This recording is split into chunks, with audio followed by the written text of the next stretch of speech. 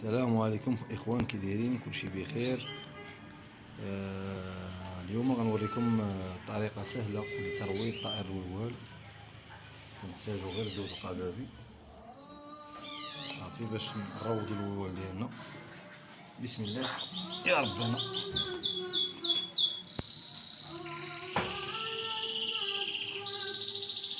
باش الولوال يتيقفك ويرتاح بهاد الطريقه.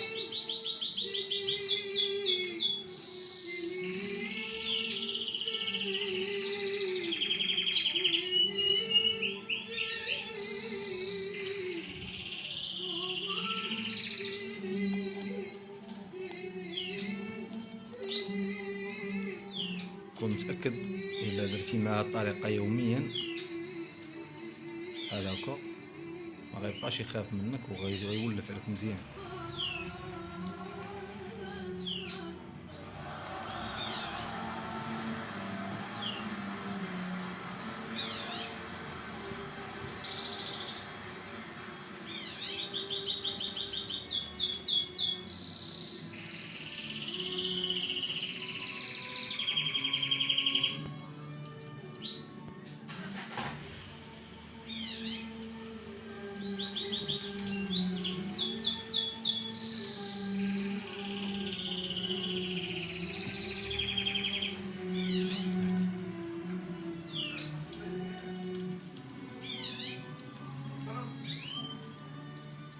واخا تيبغي يشدها ما تنطلقاش ليه باش ماشي يزرب عليها يهزها ويهرب، لا خصو يوقف ويشدها باش يبدا يرتاح، مخصوش يبقى يخاف من يدي.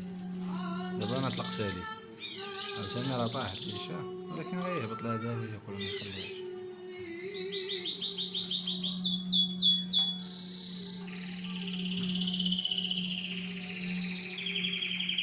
نهار على نهار اخوتي بحال هكا الطائر ديالكم ما يبقاش يخاف بصفه نهائيه، وغيولف وغيبدا يغني حداكم. هذا راه غير جديد، صيد جديد عنده اسبوع في القفص. اللهم يسر اللهم بارك.